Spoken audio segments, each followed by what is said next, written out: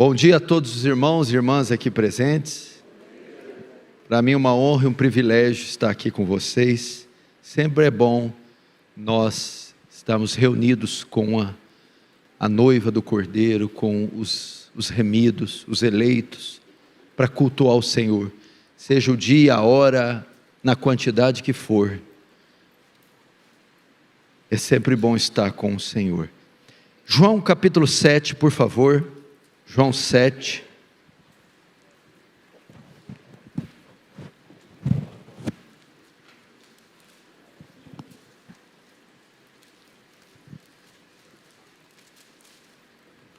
Vamos ver o que diz a palavra do Senhor. Puder me dar um pouquinho mais de retorno aqui, ficaria satisfeito. João capítulo 7. Verso 37.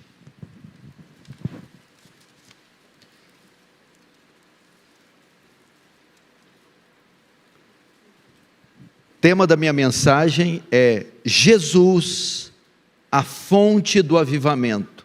Para o pessoal aí da equipe editar depois, Jesus, a fonte do avivamento. E em João 7,37 diz assim: no último dia, o grande dia da festa, levantou-se Jesus e exclamou: se alguém tem sede, venha a mim e beba. Quem crer em mim, como diz as Escrituras, do seu interior fluirão rios de água viva. Isto ele disse com respeito ao Espírito que haviam de receber os que nele crescem, pois o Espírito até aquele momento não fora dado, porque Jesus não havia sido ainda glorificado. Deixa aberto aí, não feche apenas os olhos. Pai Santo, o nosso desejo, o nosso ardente desejo, é que um avivamento comece entre nós. O nosso coração sangra de ver o estado da nossa nação, da nossa sociedade, da nossa elite política.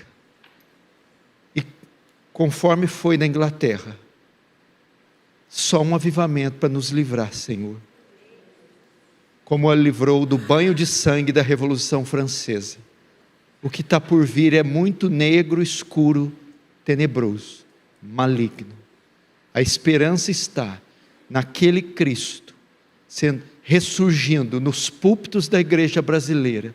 Aquelas águas caudalosas descendo e varrendo toda a iniquidade dessa nação, e despertando homens e mulheres para a pregação viva do Evangelho de Cristo. Em nome de Jesus que te pedimos, amém. Irmãos, nós temos uma urgente necessidade de um despertamento. Eu saí de férias esses dias, fiquei quase 30 dias de férias, há anos eu não fazia isso. Mas estive meditando em todas as minhas férias a respeito de duas passagens bíblicas. Primeira do Salmo 51, quando Davi dizia: torna-me dar a alegria da tua salvação. Esse versículo tem tudo a ver com avivamento. Davi não perdeu a salvação, porque ela não se perde. Davi não perdeu o reino. Davi continuava filho de Deus, com a sua rotina, mas ele tinha perdido a alegria, ele tinha perdido o entusiasmo, ele tinha perdido a paixão. E avivamento é isso, recuperar a alegria, o entusiasmo, a disposição de servir a Deus. E eu creio que a igreja precisa disso. Outro texto áureo que me incomodou foi o de Apocalipse 2, da igreja de Éfeso. Tenho contra ti que deixaste o teu primeiro amor. Isso também fala de avivamento. Então não basta só comparecermos aos cultos, só viver uma rotina religiosa, mas tem que haver paixão, entusiasmo, interesse. E o avivamento causa isso na igreja. E nós temos percebido uma apatia por meio dos irmãos, por parte de alguns irmãos, um descaso, uma indiferença com tanta coisa acontecendo. E eu queria ler aqui, eu separei para ler para vocês, eu não imprimi, está aqui a título de introdução, eu acredito que vai nos ajudar muito no que eu pretendo falar. Preste atenção.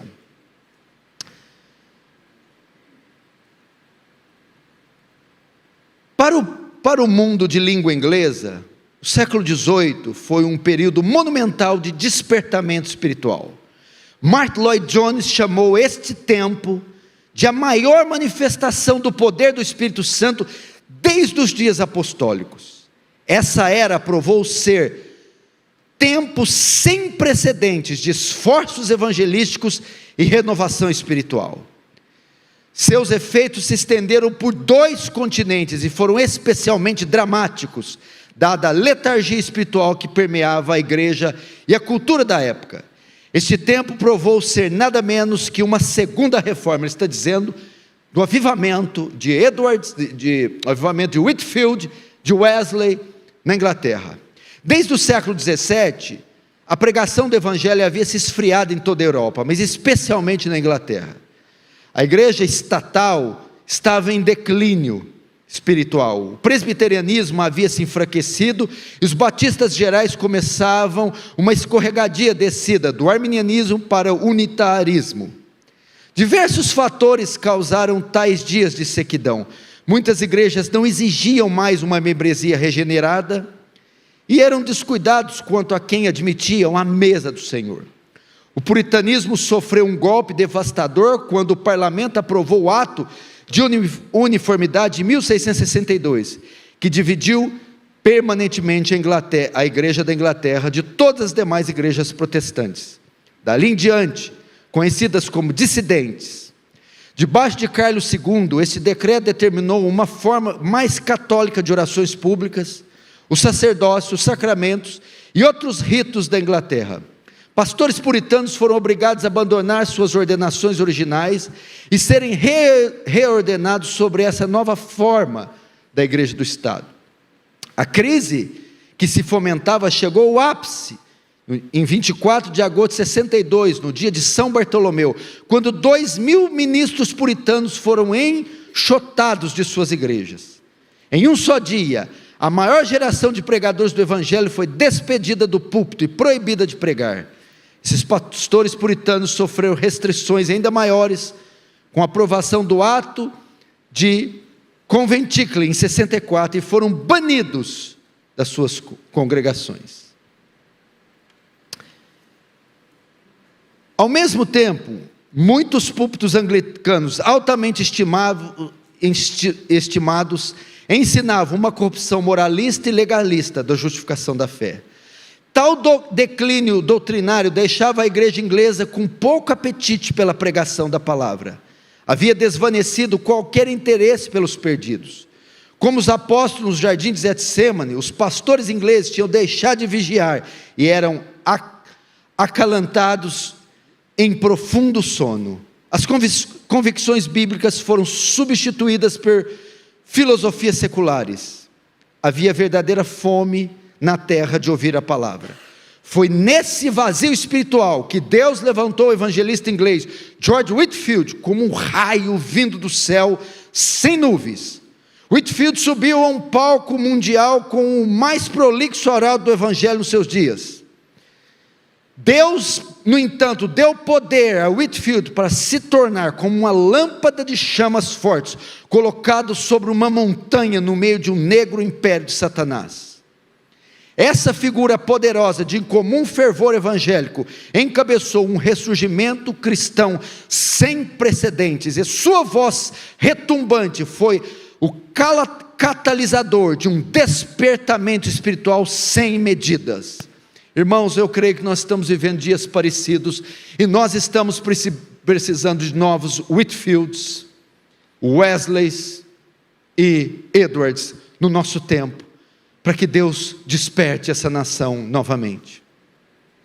Pano de fundo do texto que nós lemos: Jesus está em Jerusalém, preste muita atenção nessa introdução, e Ele está ensinando a uma multidão dividida, enquanto ele fala, a multidão se divide. Alguns, por exemplo, queriam ele preso. Veja no verso 30, João 7, deixa aberta, a Bíblia aberta, verso 30. Então procuravam prendê-lo, mas ninguém lhe pôs a mão, porque ainda não era chegada a hora. Por qual razão eles queriam prender a Jesus? Ele afirmava ser o Messias, e de fato ele era, mas eles não acreditavam. Na visão deles, o Messias iria aparecer repentinamente, com glória, e ninguém saberia de onde ele viria. Veja só no verso 27, diz isso: nós todavia sabemos de onde este é, Jesus. Quando porém vier o Cristo, ninguém saberá de onde ele é. Jesus não se parecia como um Messias. Ele estava aí há muito tempo, eles sabiam a origem, o local de onde ele veio. Estava mais para um rabino, e não para um Messias. Só que havia outra parte da multidão, que cria que ele era o Messias. Verso 31. E contudo, muito de entre a multidão creram nele, e diziam: quando vier o Cristo, fará porventura maiores sinais que este tem feito? Alguns estão impressionados com o seu poder, com os seus milagres, e dizem: só pode ser esse o Messias.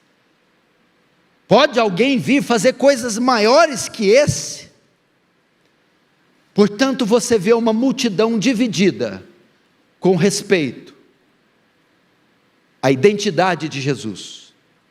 Uns queriam matá-lo, porque achavam que ele era o impostor, e outros criam piamente que era o Messias. A razão para essa divisão, para opiniões mistas, é que muitos não acreditavam no que Cristo dizia de si mesmo, e nem no que ele dizia a respeito dos outros. Ele falava coisas pesadas a respeito da realidade humana. Veja no verso 28, 29, aqui você vai ver uma fala irônica de Jesus. Jesus, porém, enquanto ensinava no templo, clamou dizendo: vós não somente me conheceis, mas também sabeis de onde eu sou. E não vim porque eu de mim mesmo o quisesse, mas aquele que me enviou é verdadeiro. Presta atenção nessa frase: aquele a quem vós não conheceis. Eu o conheço porque venho da parte dele e fui por ele enviado. Presta atenção, Jesus está dizendo aqui: vocês têm as Escrituras, vocês têm os oráculos de Deus, vocês estão entre os maiores sábios da face da terra, mas vocês não conhecem a Deus. Final do 28, aquele a quem vós não conheceis. Por isso estão divididos, por isso vocês não creem em mim, por isso vocês não me conhecem, porque vocês não conhecem a Deus.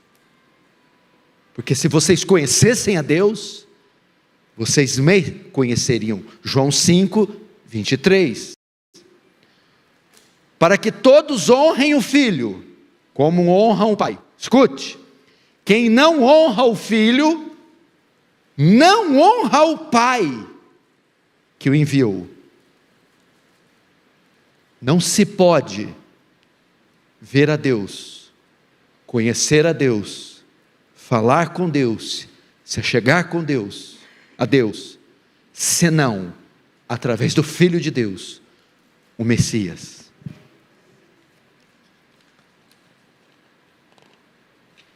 Portanto, meus queridos irmãos, alguns o queriam morto, outros não. Entretanto, os fariseus, inimigos de Jesus, souberam das reações positivas da multidão. Souberam que não só havia os que não criam, mas uma grande parcela cria. E eles reagem a essa parcela e agem rápido. João 7,32. Os fariseus, ouvindo a multidão murmurar estas coisas a respeito dele, juntamente com os principais sacerdotes, enviaram guardas para o prenderem. Veja só, o cerco está se fechando para Jesus. As coisas estão ficando perigosas. A vida dele corre risco. A popularidade dele cresce tanto que os fariseus agem. E dão uma ordem para os guardas prenderem Jesus.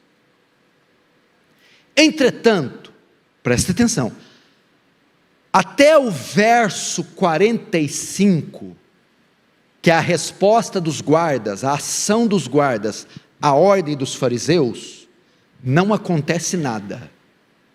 Eles não o prendem, eles não o tocam. Jesus diz que será preso na hora, no momento e do modo que ele quiser. É ele quem determina isso, e não os fariseus. Veja o verso 33. Disse-lhes Jesus: ainda por um pouco de tempo estou convosco, e depois irei para junto daquele que me enviou. A vez de procurar-me, não me achareis. Também onde eu estou, vós não poderei ir. Em outras palavras, Cristo está dizendo: vocês podem tentar me prender, mas eu escolho onde, como, quando e quem vai comigo. Eu sou o Senhor do tempo e da história. Agora, note a resposta deles, diante das palavras de Jesus, 35 e 36. Disseram, pois, os judeus uns aos outros: para onde irá este, que não possamos achar? Irá porventura para dispersar entre os gregos, com o fim de os ensinar? O que significa de fato o que ele diz? A vez de procurar-me, não me achareis. Também onde estou, não podereis ir. Aqui está, irmãos, a prova de toda aquela confusão, e da multidão está dividida. Esse texto mostra a completa ignorância dos judeus a respeito de Cristo. Eles não conhecem a Deus, eles não conhecem as Escrituras, eles não conhecem a Cristo.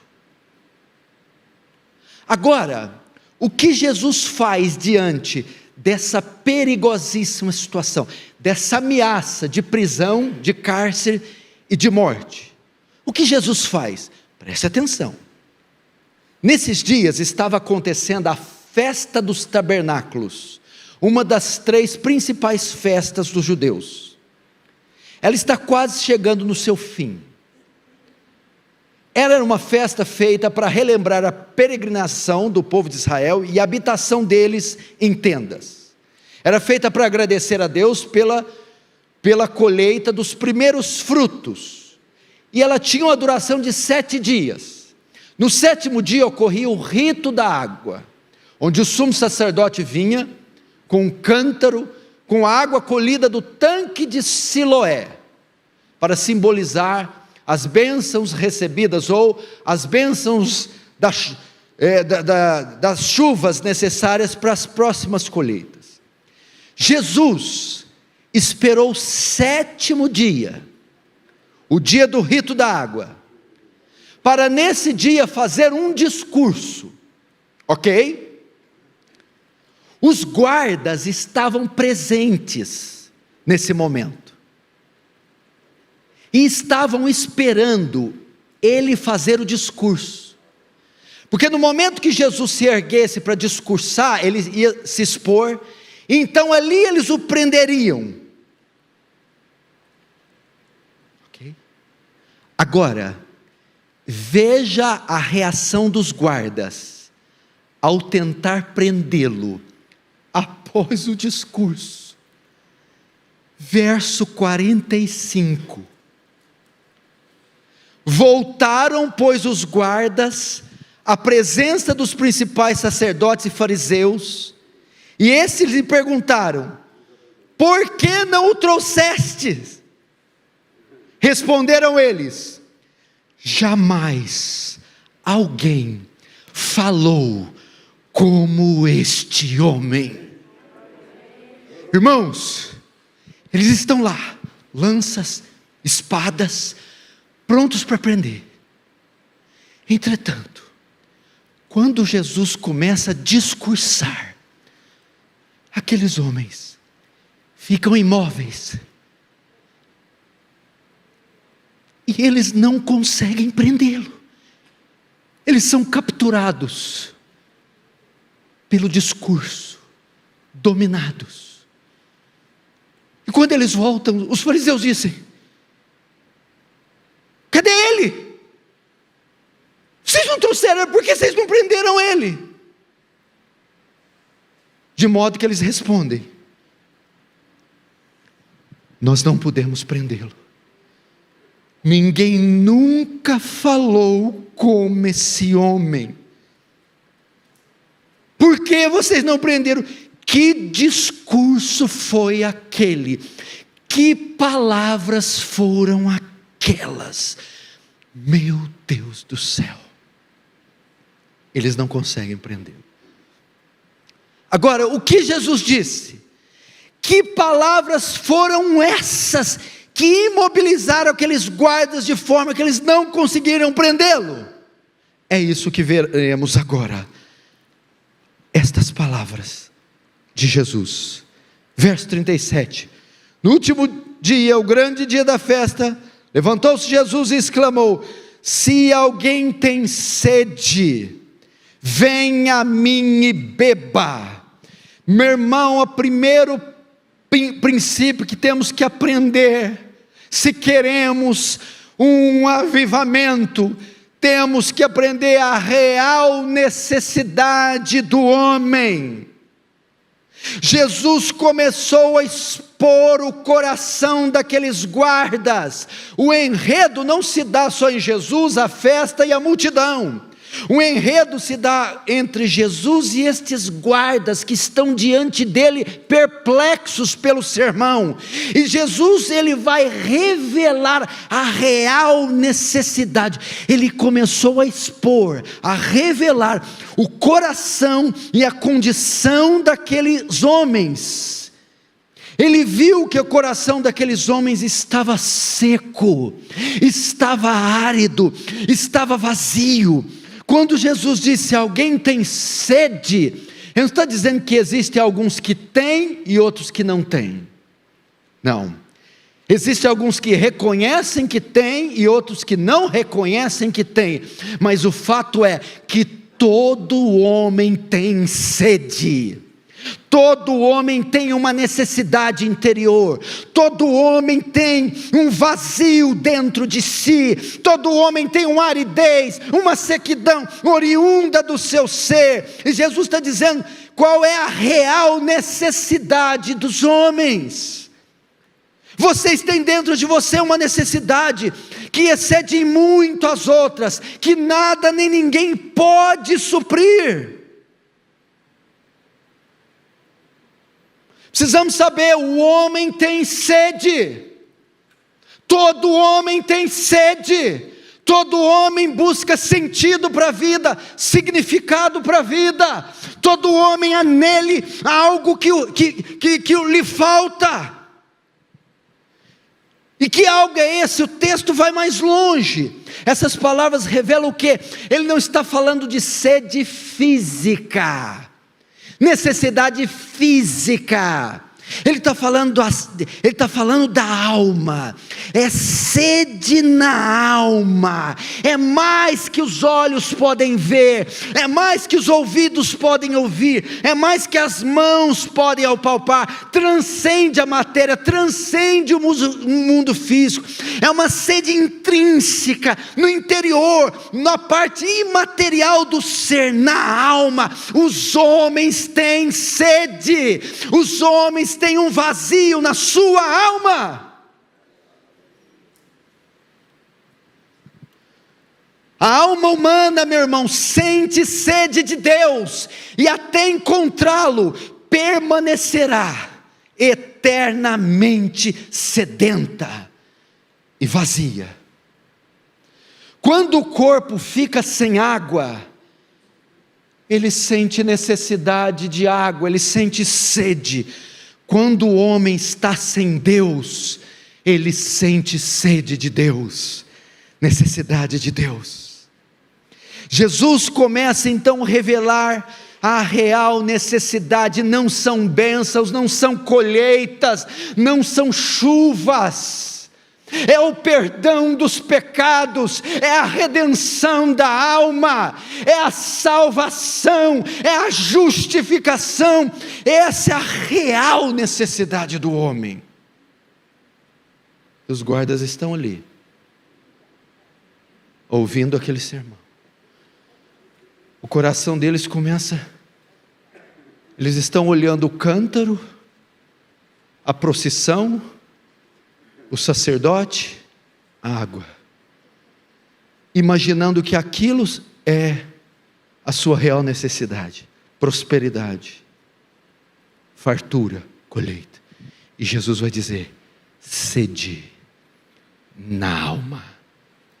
Esse é o problema do mundo.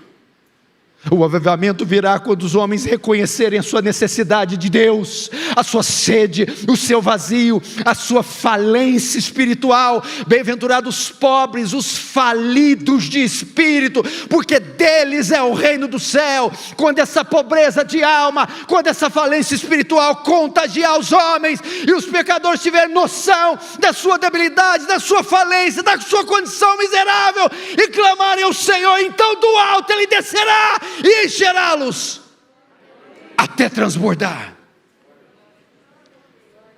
Segundo, agora o Senhor revela não só a real necessidade, mas a solução verdadeira. Se alguém tem sede, Ele vai mostrar a única forma de matar a sede. A única forma de matar a sede. Veja só, a solução verdadeira, verso 37. Se alguém tem sede, venha a mim e beba. Venha, a única forma, meu irmão. A água era retirada da fonte de Siloé. Jesus, em outras palavras, está dizendo: eu sou a verdadeira fonte de Siloé. Aquilo é só um poço, aquilo é só uma nascente d'água, aquilo só resolve problemas circunstanciais,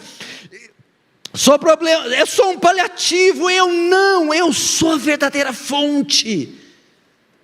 Ele também revela que aqui não é só a fonte. Os guardas estão lá, olhando para ele e dizendo: será que é o que eu estou pensando? Novamente, eles estão olhando a jarra, a água, a procissão. O Senhor está querendo dizer que o Senhor é essa água? Sim, Jesus na sua fonte, Ele é a água que todos nós devemos tomar, irmãos. Jesus é quem satisfaz verdadeiramente os homens. Nada nesse mundo, meu irmão, só Jesus mata a sede latente das almas. Só Jesus preenche esse vazio, só Jesus dá sentido, só Jesus ressuscita o que está morto, só Jesus completa o que em nós está faltando. Só Jesus. Salomão experimentou isso, meu irmão. Salomão, no amor, foi um sucesso. 700 mulheres, 300 concubinas, 1000 mulheres, de modo que se deitasse com uma por um dia, ele demoraria 3 anos para deitar com todas. Financeiro, ele foi o ápice. Ele recebia toneladas e toneladas de ouro, de modo que ele era tão rico, que a prata no seu reino se desvalorizou. No ministério era o homem mais poderoso, no saber era o homem mais sábio, mas em Eclesiastes 1 vai dizer, é tudo rével, farelo, pó, sopro, vaidade, não me preenche, não me completa, não mata a sede que eu tenho em mim. Irmãos, os homens até reconhecem que tem sede, até reconhecem o seu vazio, até reconhecem a sua necessidade, mas não buscam na forma verdadeira, e tentam saciar a sede no sexo ilícito, na droga, tentam na estética, na beleza, nesse mundo, mas não conseguem. Buscam na forma errada, na religião, nas crendices, no prazer. Não adianta, pode buscar na droga, no sexo, no álcool, em tudo. Você pode em qualquer lugar fazer uma excursão em Marte, uma caminhada nos anéis de Saturno, você não matará a sede da sua alma, exceto por Cristo Jesus. João 6,35, declarou-lhes, pois Jesus, eu sou o pão da vida, e o que vem a mim jamais terá fome, e o que crê em mim jamais terá sede.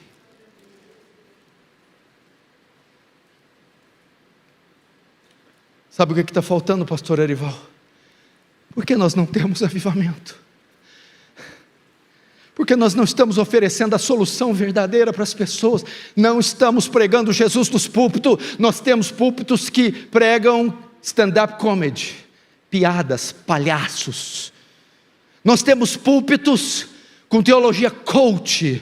Você é o centro da fraqueza de Deus, o universo gira em torno de você. Nós temos púlpitos que não se crê na infalibilidade das escrituras, dizendo que elas têm que ser atualizadas. Nós temos palhaços no púlpito, nós temos comediantes no púlpito, nós temos incrédulos no púlpito, nós temos ateus no púlpito. Você quer um avivamento? Pregue Jesus, pregue Jesus, pregue que Ele é o Messias enviado, que Ele nasceu de uma virgem, morreu sem pecado, em uma cruz romana, baixo maldição, mas ressuscitou no terceiro dia, está assentado no trono nos céus.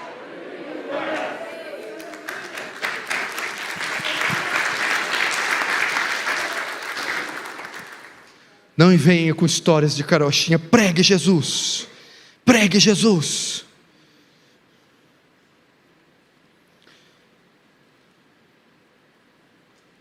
Imagina os guardas ali, lanças, espadas. Nós estamos aqui para aprender, você não vai aprender. Eu não consigo mexer. E você? Só a boca. Meu Deus do céu, estão perplexos. Estão perplexos. Terceiro, a real necessidade, a solução verdadeira. Agora a forma de receber essa água. A forma, verso 38. Quem crer em mim, como diz a Escritura, crer em mim.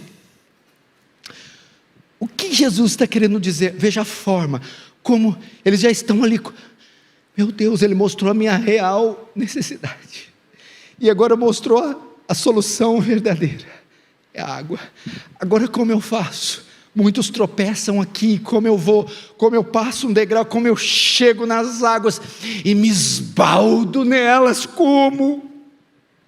Quem crer em mim. Bom, isso parece muito óbvio, mas no contexto significa uma ordem, para que aquele público que ouvia para os fariseus, para os guardas, deixassem de rejeitar a Jesus, de negar a Jesus, deixasse de querer prendê-lo e confiasse, acreditasse, aceitasse que ele era o Messias. Eu acho que você ainda não entendeu, agora você vai entender. Jeremias 2,13: o meu povo fez duas maldades, a mim me deixou manancial de águas vivas, e cavaram cisternas rotas, que não retém água. Jesus está dizendo, a forma de receber, deixe as cisternas rotas, deixe o judaísmo caduco, deixe Moisés, deixe essa lei mal interpretada, deixe os ritos, deixe e venha, cisternas rotas, cisternas fendidas, colocava água, ela não retia as águas, e venham e creiam no manancial de águas vivas, Jesus. Meu irmão, para termos avivamento, deixe métodos, deixe ritos, pare de se apegar em coisas, objetos, rituais, tradições, vá para o manancial, vá para Cristo Jesus. Eu sou o caminho, a verdade e a vida, ninguém vem ao Pai, senão por mim. Estamos apegados em ritos, métodos, costumes, tradições, e rejeitando as grandes cascatas da graça que emanam de Emanuel.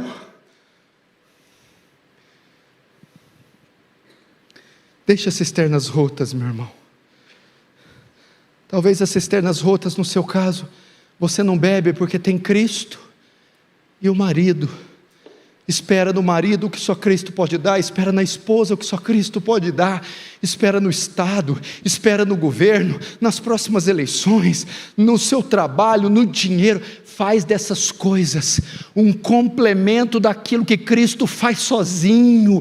Não há complemento para quem recebe ao Senhor, para quem bebe das fontes de águas vivas, para quem bebe de Cristo, cujas fontes são inesgotáveis.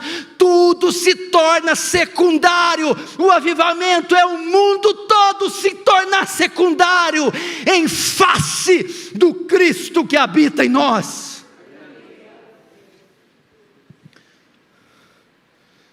Agora, qual é o resultado? Vamos para o resultado. Qual é o resultado? De ir e crer. Ele disse, né? Quem tem sede, venha, creia. Qual que é o resultado? Beba. Eu vou, eu creio. Resultado? Eu bebo. Vejamos, verso 35, quem crê em mim, não, verso 38, quem crê em mim, como diz a Escritura, do seu interior fluirão rios de água viva. Olha só, meu Deus, é uma promessa para nós, e diz, quem tem sede, venha, vindo, creia, e crendo, beba, beba. O que significa esse termo, do seu interior fluirão rios de água viva? Significa, escute isso aqui está, meu irmão, a fonte, a chave do avivamento, ainda que eu creio que ele é uma obra extraordinária e soberana. Significa que quando você vem a Jesus para beber, pastor Erival, ele não te oferecerá somente um gole pontual desta água, mas você recebe a água e toda a fonte junto. Não é só um gole, é um oceano de água. São águas intermináveis, são águas imparáveis, são caudalosas águas. Porque a sede oriunda do homem, a sede oriunda nossa, é tão grande que um gole não basta para matar a sede. Jesus então oferece água no mesmo nível da sede, águas vivas. Para tal sede, tal água. Para tal pecado, tal perdão. para tal queda, tal expiação, para tal morte, tal ressurreição. Mas isso não quer dizer só isso. Uau!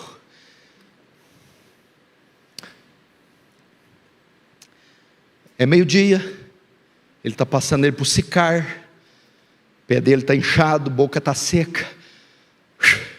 Ele passa para perto de um poço em Samaria, poço de Jacó. Vai uma mulher lá pegar água, meio-dia. Lembra daquela música? Lata d'água na cabeça, lá vai Maria. Mas era samaritana. Ela vai beber, eles trocam uma ideia lá. Aí Jesus diz assim: se você beber dessa água, tornará a ter sede. Mas aquele que beber da água que eu lhe der.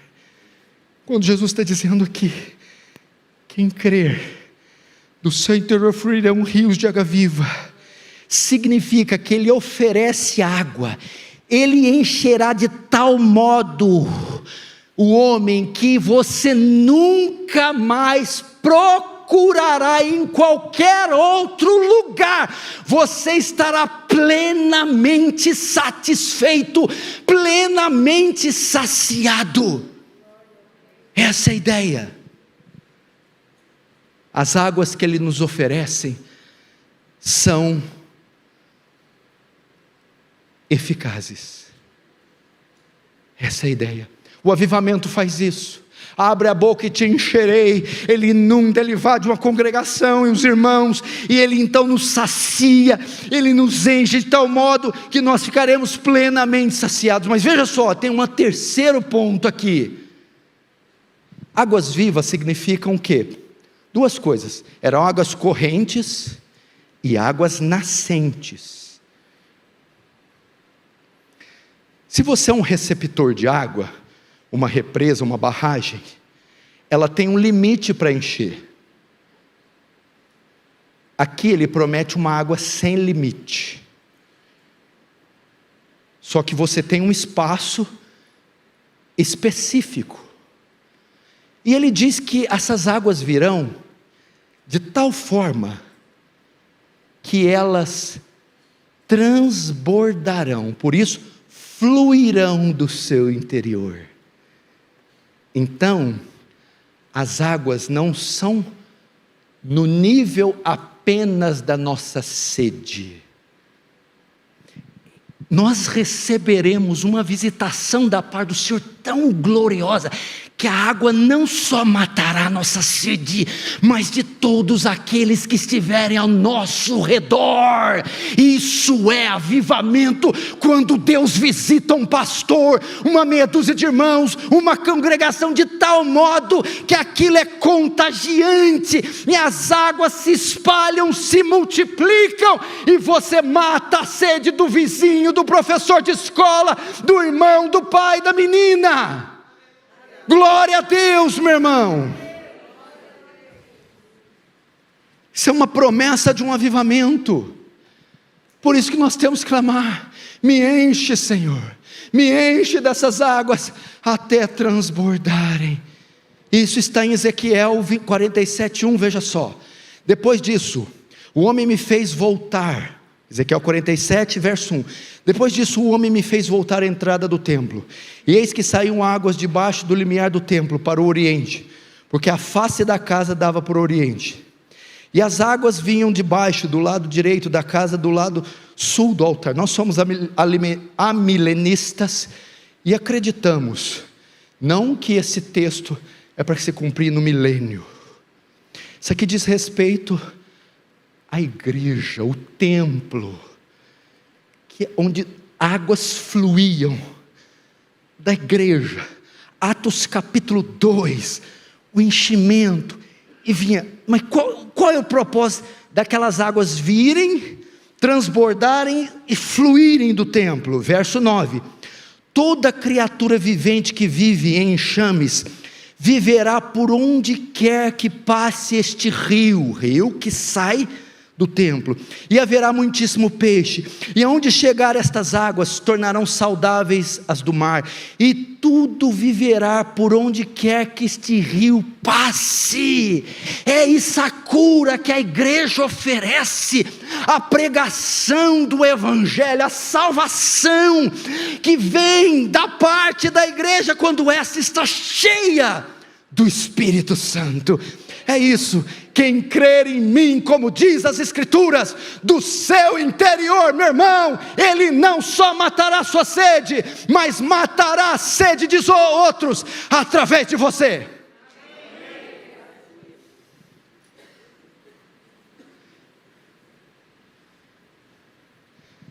Aqui, Arival, é um avivamento pessoal, que passa para o coletivo.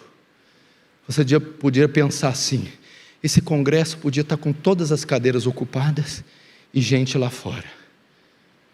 Não tem problema. O que Deus fazer com os que estão aqui dentro, pega os que estão lá de fora. Quantos estavam no cenáculo no Pentecoste? 120. O que eles fizeram? Viraram o mundo de pernas para o ar. Já viu o ditado, água mole e pedra dura, tanto bate até que fura? Desde que eu conheço o pastor Erival, ele fala de avivamento, avivamento. Deus vai falar: vou ter que dar o avivamento para esse homem, senão ele não me dá sossego. Eu não sou iníquo, por que está me molestando desse jeito? Será que é a mulher do juiz iníquo? Avivamento, toma avivamentão. Só que prepara, porque ele vai dar mais do que pedimos ou mais do que pensamos, segundo o seu poder que nos opera.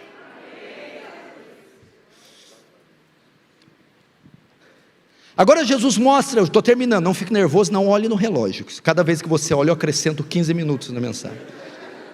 Já foi 2 irmãos que olharam, é meia hora. Jesus agora mostra a origem e a duração desse processo. Verso 39, olha que tremendo. Isto ele diz com respeito ao Espírito que haviam de receber os que crescem nele. Pois o Espírito até aquele momento não fora dado, porque Jesus não havia sido glorificado. Presta atenção, houve uma experiência com o Espírito Santo, que ainda não poderia ser desfrutada pelos discípulos, até que Jesus morresse, ressuscitasse e subisse aos céus. Ele está falando de Atos 2, ali era João, não era Atos. Ele está falando que esses rios de água viva iriam acontecer depois da descida do Espírito Santo. Então eles não poderiam desfrutar aqueles rios. Imagina Pedro, que é truculento, babando, meu Deus do céu. João, que já doidinho para nadar já no rio. Entretanto conosco não, já o temos, ele já foi enviado, nós podemos ter a plenitude do Espírito. Agora veja que coisa tremenda esses rios de água viva, o que Jesus está querendo dizer com isso, com o cumprimento em Atos 2, preste atenção, para você ver o que é o crente, o que é a igreja. Esses rios de água viva é mais do que poder infundido em nós, é mais do que respostas de oração, é mais que uma capacidade especial dada, é o próprio Cristo habitando em nós, dentro de nós, nos fazendo morada dele. É isso. Em outras palavras, Jesus está dizendo é que nós nos tornaremos uma espécie de fonte, onde as águas dele jorrarão, com a habitação dele em nós.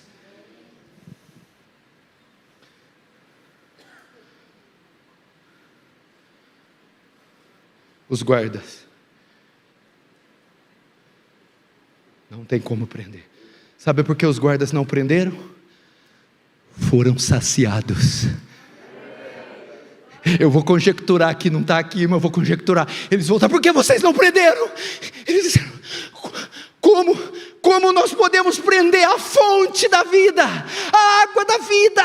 Como podemos matar e prender aquele que dá vida aos homens? Não, nós não prenderemos. Como diz as Escrituras, estou correndo aqui,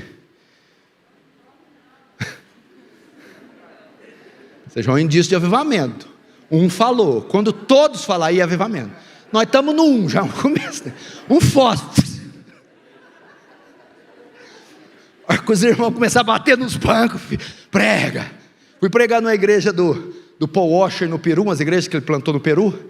Você prega 1h20, 1h30. A hora que você está terminando, os irmãos, predique, pastor, predique. Eles gostam de 2 horas. 2 horas, 2 horas e meia. Predique. Eles sentam, começam a encostar nas paredes, sentam. Predica, homem, predica.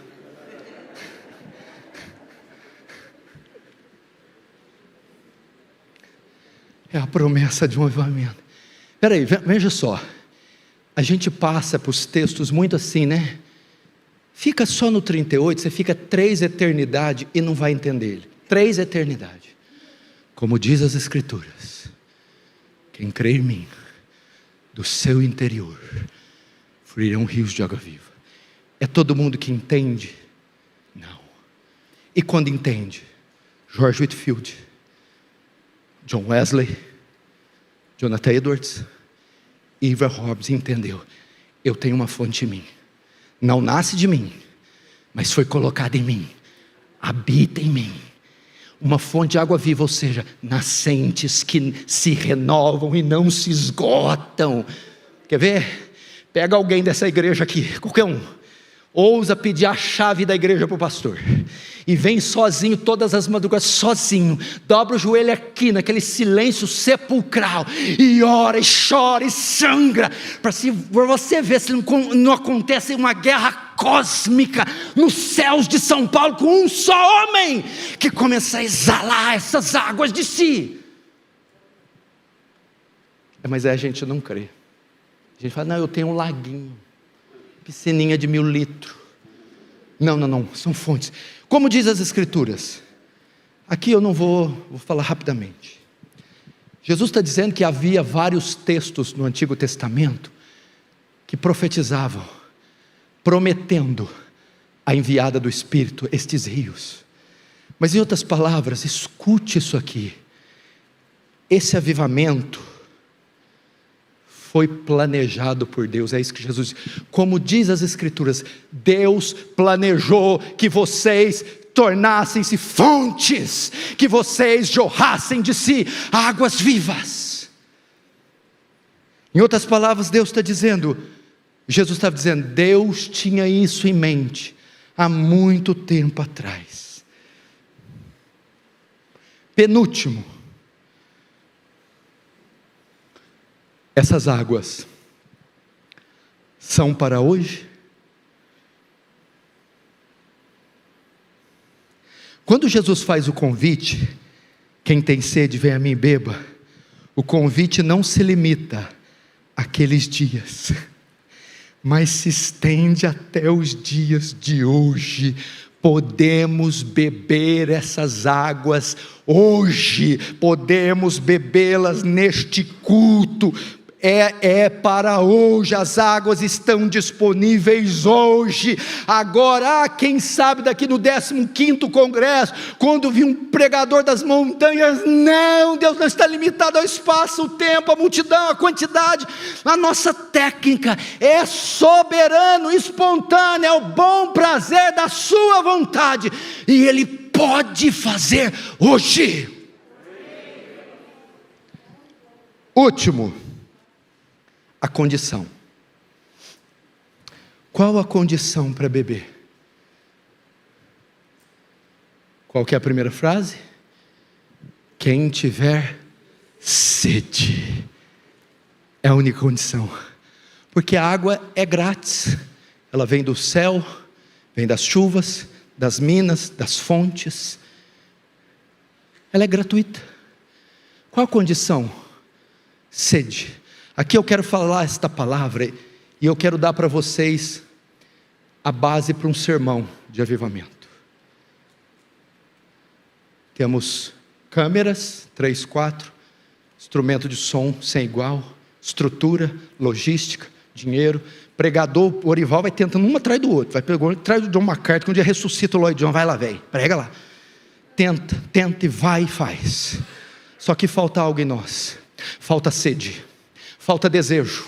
Desejo por Deus, desejo por avivamento. Falta nós andarmos nesses valados aqui de São Paulo e chorar pelas almas que estão se perdendo. Falta você escutar o seu pai bêbado em casa e chorar por ele no quarto. Falta sede de ver a igreja impura se prostituindo, se corrompendo e você chorar. Falta você ligar a televisão e ver as atrocidades nos jornais e chorar. Falta sede. Quem tiver sede, venha e beba. É a condição, meu irmão. A fonte está lá, ela nunca sairá de lá. A fonte continua jorrando água viva, mas é necessário uma igreja que busque interesse, vontade. Parece que nós perdemos a pegada, irmão.